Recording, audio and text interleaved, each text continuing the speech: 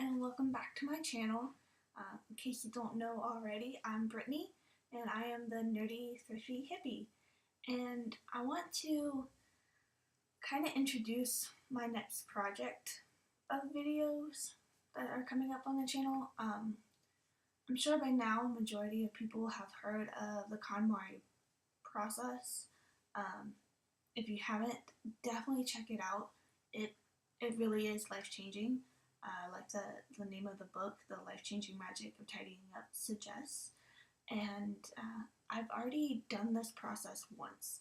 I did it before we moved. My whole motivation for doing it before the move was I want to move less stuff. I didn't want to carry around stuff and pay to move stuff that I didn't need to take with us. So I did it once, felt really good about it, and then we moved. And that's where a lot of things went wrong. So for those that don't know yet, when we moved, we didn't get our official orders because my husband's in the military. We didn't get our official orders until 2 business days before we were scheduled to move. Like, we were scheduled to move Monday the 16th of May, like move out of our house, be done. And we didn't get our orders until that Thursday before. So that would have been the 12th. Yeah, the 12th. That's when we got our official orders. So in the military, they do give you the option for them to move you. However, in order to do that, you have to have your official orders at least 21 days, at least, before you're scheduled to move, because they have to go through this whole bidding war with different contractors. So because we got our orders so late, we couldn't do that. And our original plan before all the chaos with the orders was to do a partial ditty or a partial do-it-yourself move. So we was going to take all of our like books and clothes and papers and kitchen supplies and all the little things that could actually be boxed up, where we were going to have the movers take all of our furniture, like our desks, our bookcase, our dressers, the bed, things like that. Well, that didn't get to happen. So we had to cram all of our belongings into a 16-foot trailer. And we had to do it in a rush. I wanted to start packing early because I'm a planner. I want to be thorough. I want to be thorough. I wanted everything to be packed nicely so it can be safe and not get damaged. I wanted to make sure I had plenty of time that if we ran out of room, I had enough time to get rid of more things. You know, I wanted to go through my process kind of thing. However, my husband decided that he didn't want to actually move until we had orders, because in the military, your orders can be canceled last second, and nothing's actually official until you have official orders. So, I understand his reasoning, and I liked his reasoning, but I knew with dealing with my daughter, with dealing with a bunch of errands I had to do last minute, with the packing, with still recovering from my surgery that I had, there was no way I could pack the house and clean the house, because we had it clean before move out. There's no way I could have done that by myself in like a day or two. No way. So him and I definitely had some friction over that, but we got over it, obviously, because we're still together, still happy. And luckily I have amazing friends. If it wasn't for my friends, we would be SOL, for sure. With that being said, it was still a rushed job because I had some things packed, but I couldn't pack everything because our house was so small. We already had like stacks of bins throughout the house that stayed there the whole time we lived there. So there wasn't a whole lot of room to really stage things, or to really, okay, these are the things that are packed. So there's the things that are packed, that are meddled in the things that are halfway packed that I can't pack all the way because we're either using them or for some other reason. And then there's the things that haven't even packed yet, and they're all like in the same pile. It was a mess. And then I had to clean the house too. So luckily, with my friend's help, we was able to tackle that as much as possible. But of course, since it was rushed, not everything got packed as carefully as it should have. So a lot of our stuff got broken or damaged. Like 90% of our stuff was broken or damaged. So yeah, that was a nightmare opening up the trailer to see what, like, my heart broke. It really did, because after doing the Konmari process, you get down to things that you really, really love. Like, really love. And so to see the things that you really love being destroyed and you don't have like a fallback anymore, that was definitely heartbreaking for me. But of course, had to deal with it. It's military. So when we got here, we did have to buy some things. We had to buy a new desk. We had to buy a couch. We had to buy entertainment center. We had to buy a bookcase, a dining table and chairs. And those things we just could not fit in the trailer. There was no room for them. So we had to get rid of them or take them to the dump or something. So, yeah. So we had to go through that process. And there are still some things that are on our list of, hey, we still need to get for this house. But I feel at this point in time, we're pretty settled. We have items put away, but we don't have like all the decor hung up kind of a thing. So that's where we're at in this process. So I decided now would probably be a good time to do Konmari again for a second time, before we get all the wall hangings up, because if there's some wall hangings that we don't want up, I would rather not have random holes in the wall from the wall hangings. So I figured now would definitely be a good time to redo the process. And so I wanted to use this video as kind of an intro, a jump start to it, and to explain what's going on with me, because you will notice in this that, and if you've seen other Konmari videos, you're going to be kind of disappointed in this, but I'm not going to be getting rid of nearly as much stuff as some of the others, because I already done this process. When I first went through the process, I really got rid of a lot of stuff, and unfortunately that happened before I made my YouTube channel, so I don't have footage of me going through the process. I do have a few photos here and there, so I will insert those in the appropriate videos that they go to, and I can tell you a little about it, but there's no like video documentation of it, if that makes sense. So yeah, it's going to be smaller piles.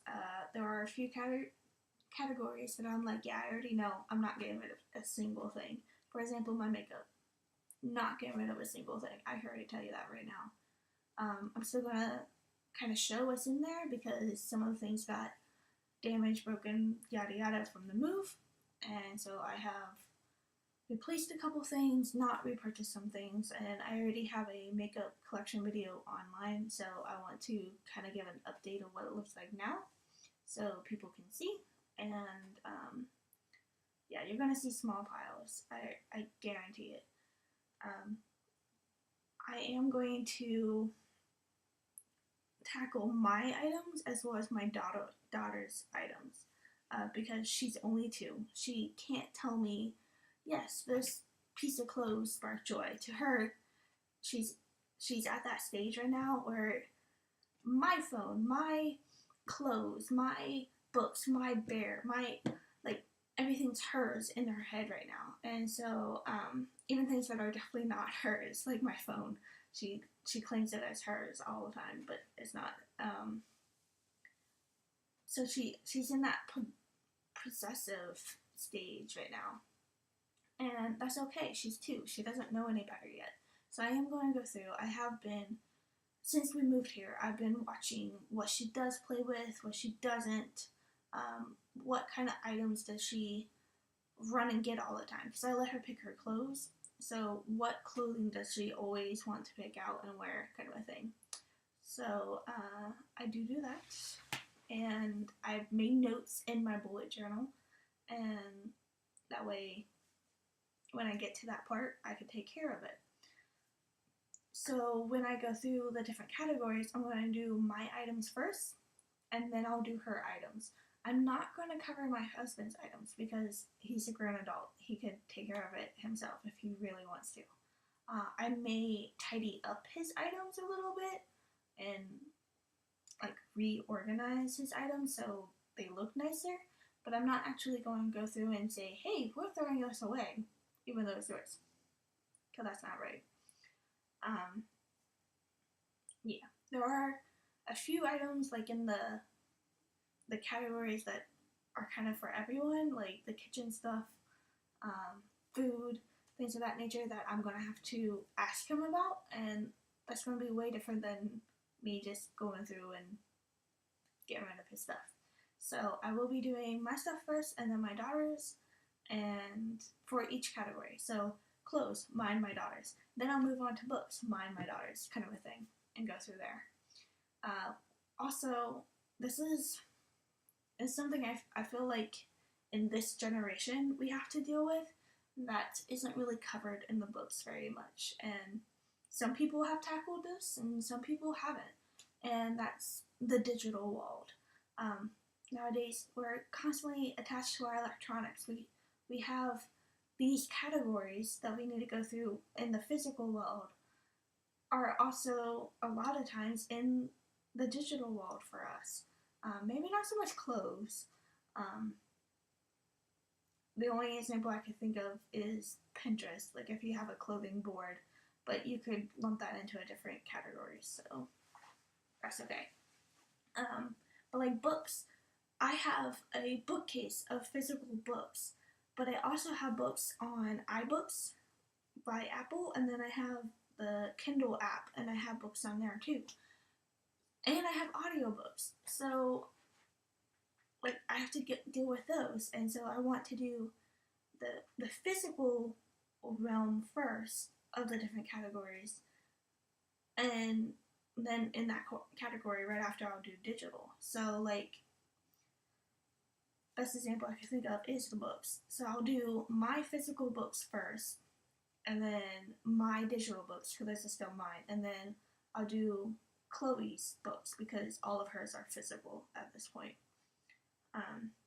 But if she had some digital things, I would do that after her physical ones. So that's how I'm gonna tackle that. And when I get to those certain categories, I say, okay, in the digital world, sorry, I can't talk today.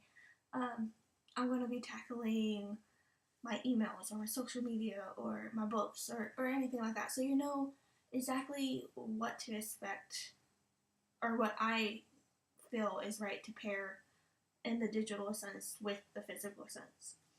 Because some of that can be confusing. So that's how I'm going to tackle that.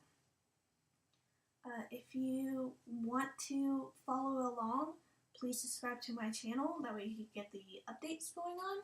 And I'm really excited to do this. I did go ahead and start filming the clothes one, but it's not completely finished yet because I haven't gone through my daughter's stuff, because when I went through my stuff, she was napping. So I couldn't exactly go through hers while she was napping in her room where her clothes are. So hopefully I could get that up soon, and if you have any questions, leave a comment. I will try my best to get back with you as soon as possible. If you have suggestions for future videos or even for this process, comment down below. Like I said, I've already gone through this process, so I know it works. I know it's a wonderful, wonderful thing, and it freed me up so much when I went through it the first time. don't believe the one point that Marie Kondo makes, that you do this process once in your life and you're done. I don't believe that at all, because if you move, you got to change with the house and your location. If you gain another child, you got to deal with that, and that's a good time to redo the process. If you lose a loved one, that's another good time to redo the process. If you change careers, that's a good time. If you go from going to school to first time in the world, that's a good time to do it. Like, there's all these reasons why you should redo the process. I don't feel like it should be a yearly thing like spring cleaning, but it is a good thing to do every few years or the next life event kind of thing. But that keeps you on your toes. That makes sure your items don't go stale, that there's still life in them, and that they stay relevant to your life and your beliefs and your style and all of that. Like, they fit your life still. Because obviously, especially with my daughter, like, she's 2, she's still outgrowing clothes like crazy. So I'm not going to keep her 6 months clothes anymore. Like, I've already gotten rid of all of them. I'm not going to keep every single toy I declared was a Spark Joy type of toy when she was a year old, because now she's moved on to other things. So there's definitely reasons to redo this, and I figure this move is definitely a good reason to redo this, because